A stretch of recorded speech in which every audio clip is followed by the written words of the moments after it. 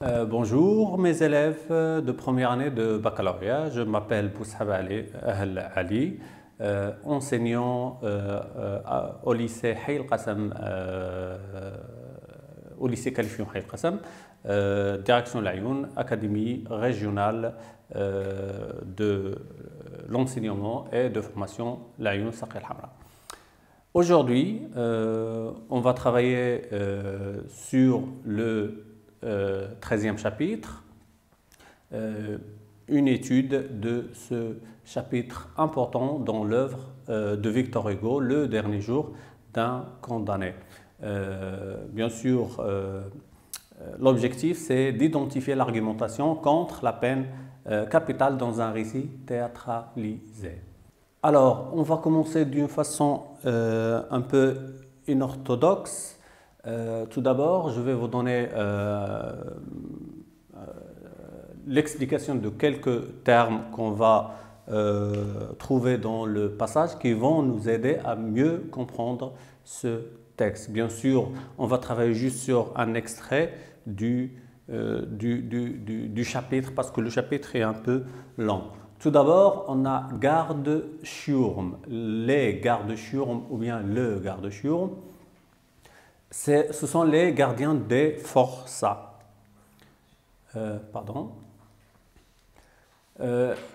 Alléguer, ça veut dire prétendre.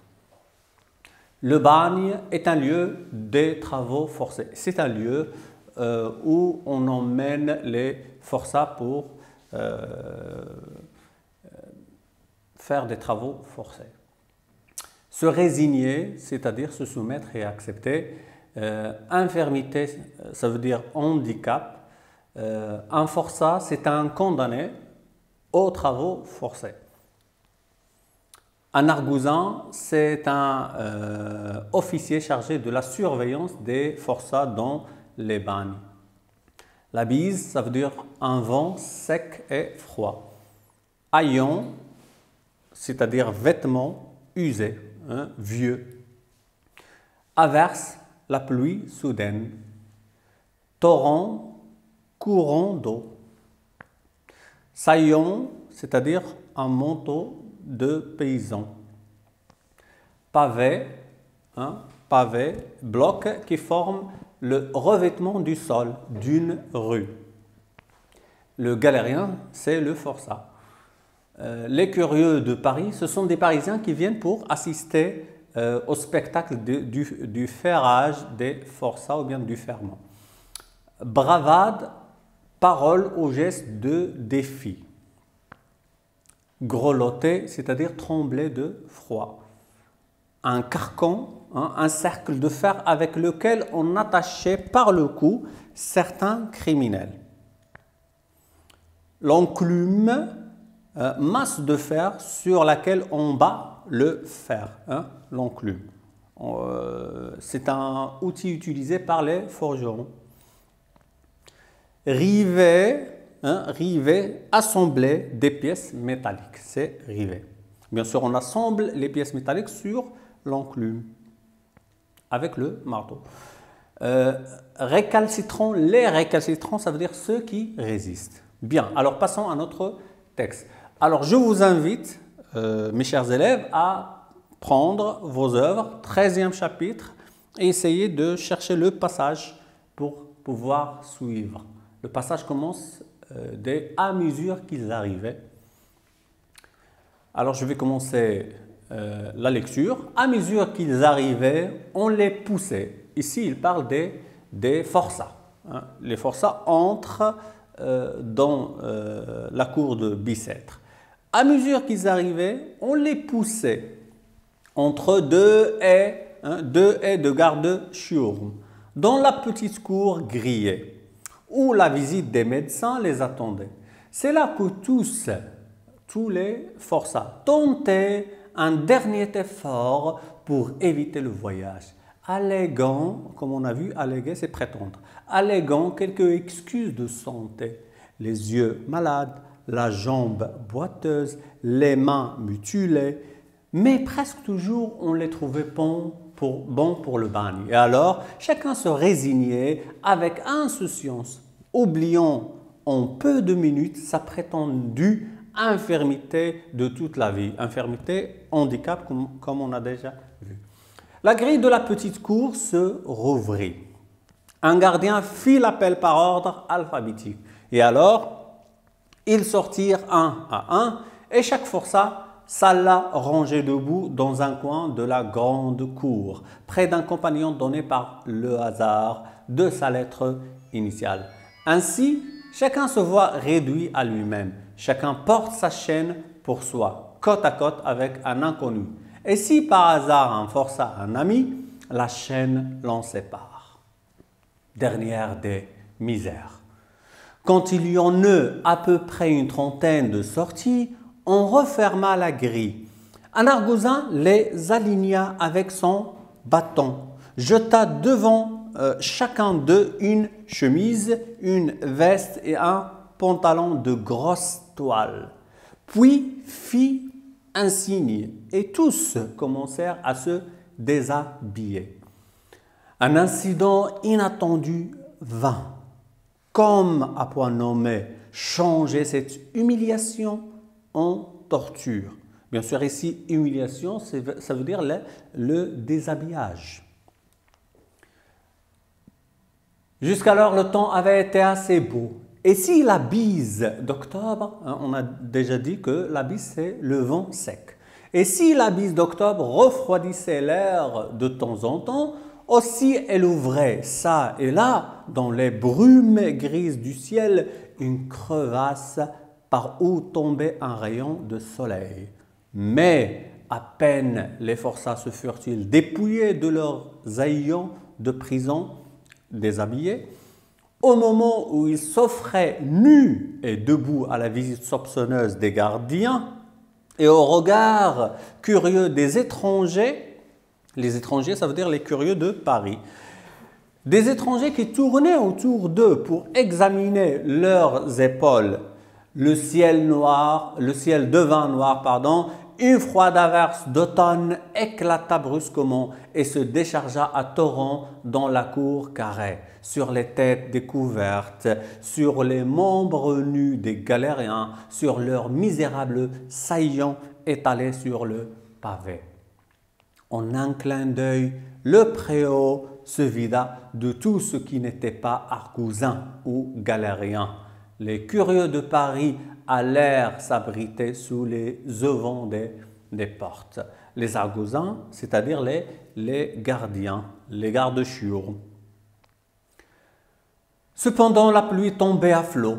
On ne voyait plus dans la cour que les forçats nus et ruisselants sur le pavé noyé. Un silence morne avait succédé à leur bruyante bravade.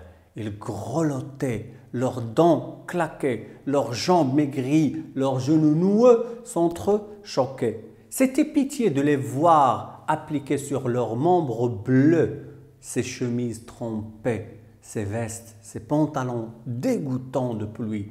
La nudité était meilleure. Bien sûr, leurs membres bleus à cause du froid. Un vieux, avait conservé quelque gaieté. Il s'écria en s'essuyant avec sa chemise mouillée que cela n'était pas dans le programme, puis se prit à rire en montrant le poing au ciel.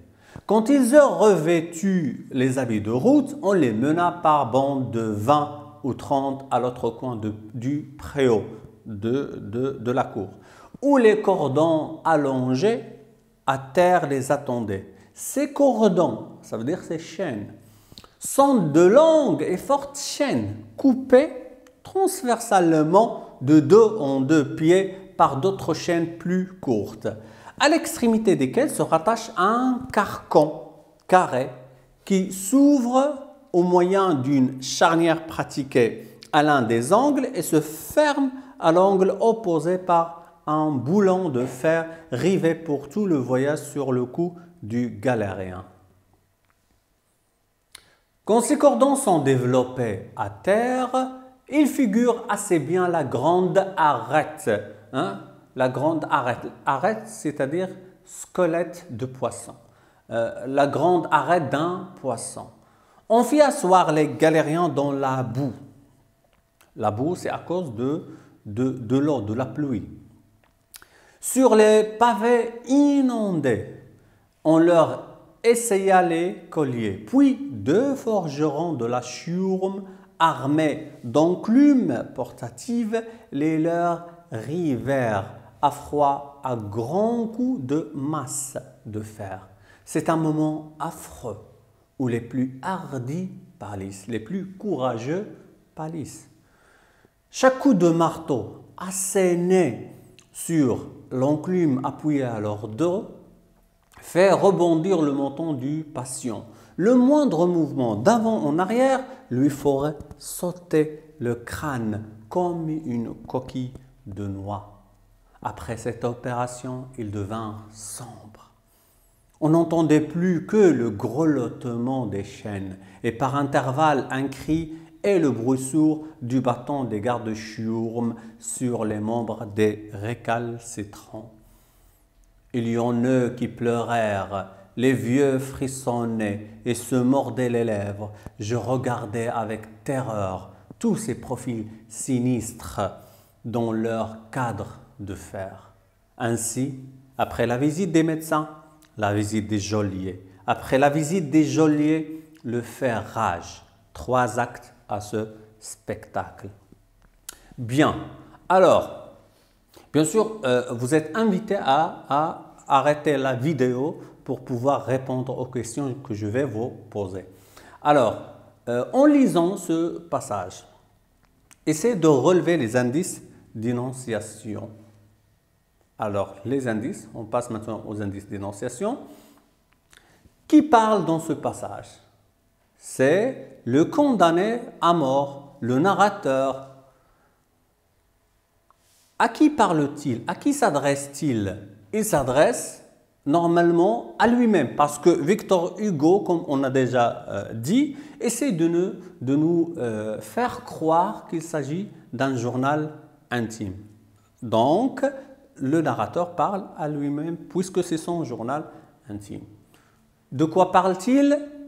De la scène ou bien du spectacle du ferrage des forçats. Quand est-ce que se déroulent les événements de ce passage? Un jour du mois d'octobre, puisqu'il a dit la bise d'octobre.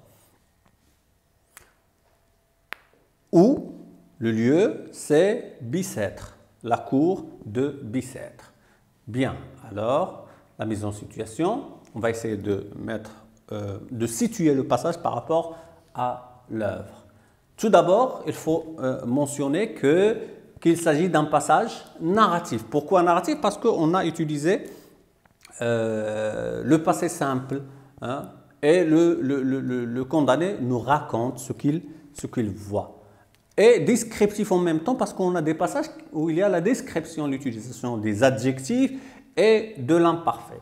Alors, il s'agit d'un passage narratif descriptif extrait du roman à thèse Le dernier jour d'un condamné de Victor Hugo.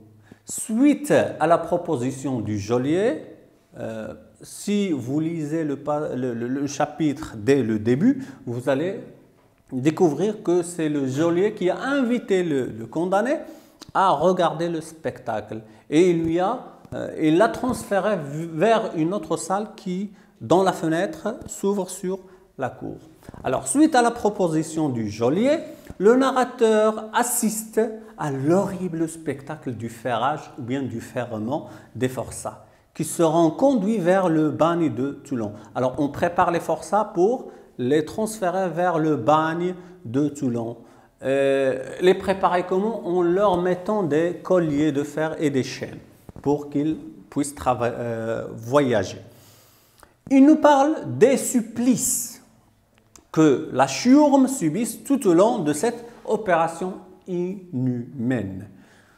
Donc, après la mise en situation, on va essayer d'extraire et de travailler sur les axes de lecture. Alors, on a choisi, ou bien j'ai choisi pour vous, 2 axes. Mais tout d'abord, on va extraire les figures de style, la focalisation, les champs lexicaux et le registre littéraire.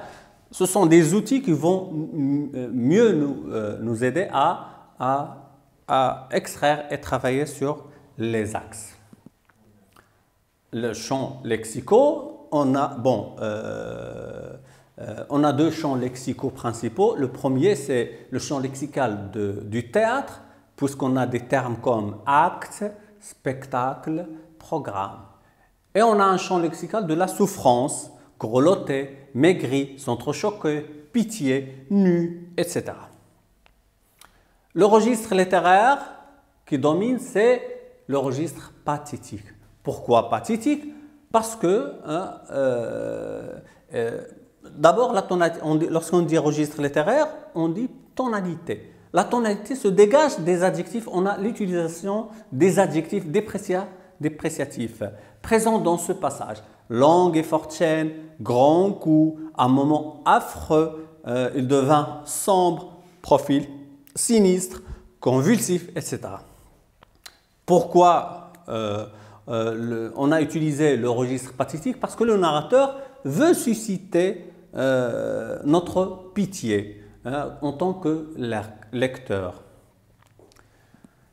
Et la focalisation, c'est la focalisation interne. Pourquoi interne? Parce que le narrateur est un témoin. Mais ce n'est pas un témoin objectif, c'est un témoin subjectif. Il exprime son point de vue, il exprime ses sentiments, il partage avec nous ses pensées. Alors c'est un témoin, mais c'est un témoin qui n'est pas objectif, c'est un témoin subjectif. Donc la focalisation est interne. Passons maintenant aux figures de style. Bien sûr, on a choisi des phrases en rapport avec les axes sur lesquels on va travailler. On a l'hyperbole, tout d'abord. On fait asseoir les galériens dans la boue sur les pavés inondés. On a une exagération, amplification. Et c'est pour montrer le degré de l'humiliation que les forçats ont subi durant cette opération. On a également la comparaison dans des phrases comme « Le moindre mouvement d'avant en arrière ferait sauter le crâne comme une coquille de noix ». On a un outil de comparaison comme, donc c'est une comparaison. Et ici, c'est pour nous montrer le degré de danger auquel les condamnés sont exposés. Le bruit sourd du bâton, le bruit sourd du bâton. Ici, on a une description minutieuse du son du bâton lorsqu'il touche la chair. Bruit sourd, deux mots contradictoires, donc c'est l'oxymore. Appliqué sur leurs membres bleus, ces chemises trompées, ces vestes, ces pantalons dégoûtants de pluie. On a une énumération, c'est pour énumérer les choses ou bien les objets, les habits que les condamnés ont portés. Et sont des habits mouillés, dégoûtants de pluie. Bien, alors le premier axe, c'est la théâtralisation du récit dans le chapitre ou bien dans le passage. Alors, récit à l'image d'une pièce de théâtre. Bien sûr, on découvre en lisant le passage que Victor Hugo a essayé de nous présenter le spectacle du forage des forçats sous forme, c'est comme si on voit, c'est comme si on regarde une pièce de théâtre. Une pièce de théâtre dont les spectateurs sont les prisonniers, les curieux de Paris. Et le condamné en tant que spectateur privilégié, car il occupe la place d'honneur dans une loge comme un roi. Les acteurs sont bien sûr les galériens, les forçats plutôt, les argousins, les médecins, les forgerons, et ainsi de suite. La scène où se déroule la pièce, entre guillemets, c'est la cour de Bicêtre. Bien sûr, on a l'éclairage, le soleil, lorsqu'il était à peine jour, et puis le soleil qui disparaît, le ciel devient noir, et finalement, un rayon de soleil qui reparaît. Alors, on a bien sûr des axes, puisque le passage est écrit à l'image d'une pièce de théâtre. Le premier axe, comme l'a déjà mentionné le condamné, un spectacle à 3 actes. La visite des médecins, premier acte. Deuxième acte, la visite des geôliers. Et le troisième et dernier acte, c'est le ferrage des forçats. Deuxième axe de lecture, c'est le ferrage des forçats. Mais avant de commencer, je vais vous montrer deux photos qui vont vous faciliter à visualiser, imaginer ce spectacle, cette opération. Comme vous voyez dans l'image, on a les deux haies des forçats, et puis on a les argousins, ou bien les gardes-chiourmes, et ici les curieux de Paris. Les forçats se déshabillent, et ici on a la chaîne, qui est sous forme de quoi? L'arête de poisson. Deuxième image, c'est l'opération du ferrage. Ici, on voit le forgeron. Ici, bien sûr, le forçat. Et on a les curieux qui regardent cette opération. Et bien sûr, l'enclume. Bien. Alors, comme vous pouvez bien le constater, cette opération, c'est une opération inhumaine, sinistre, horrible, terrible. Le ferment des condamnés au bagne, un triste spectacle, propre à émouvoir, qui précède le départ des forçats vers les bagnes. L'opération consiste à mettre au cou du condamné un carcan de fer relié à des chaînes appelées ficelles, comme on a vu dans l'image. La procédure du ferrement déshumanise en effet ces créatures alignées comme du bétail. Alors les condamnés, les forçats, sont traités comme des animaux. Comme des animaux. On leur met des chaînes, on les frappe, on les humilie. Le rituel décrit est traversé par les sentiments éprouvés par le condamné. C'est le condamné qui nous rapporte ce témoignage. Mais c'est un témoignage rapporté de façon subjective. Face à l'inquiétante étrangeté de la scène, c'est une scène hideuse, horrible, terrible, sur le plan de l'action et hideuse sur le plan moral également. Alors, on a une torture physique, un argosin, on a des phrases comme un argosin les alignait avec son bâton, les argosins qui utilisent les bâtons pour les aligner, les condamnés qui grelottaient, les dents claquaient, les genoux noueux s'entrechoquaient, et puis l'opération du ferrage, alors les condamnés sont exposés au risque, au danger que leur tête explose, leur crâne explose comme des coquilles de noix. Et on a également une torture morale. C'est l'humiliation des condamnés qui se déshabillent devant des inconnus. Et si par hasard un forçat a un ami, et ils sont séparés, même s'ils sont des amis, ils sont séparés par des chaînes. Un ami, la chaîne l'en sépare. Et tous commencèrent à se déshabiller. L'opération du déshabillage, c'est une opération humiliante pour ces condamnés. Alors, pour conclure, on peut dire que Victor Hugo évoque ici la dimension spectaculaire des pratiques carcérales et de la peine capitale dans le but de sensibiliser le lecteur en le poussant à réfléchir et à agir contre ces pratiques. Bien sûr, pourquoi Victor Hugo nous a parlé de cette opération du ferrage? C'est pour nous sensibiliser, c'est pour nous dire qu'il faut abolir ces peines inhumaines comme la peine capitale et la peine du travail forcé. Bon, ce genre de pratiques carcérales comme le ferrage ou bien le ferment des forçats. Le chapitre 13 préfigure la fin du livre.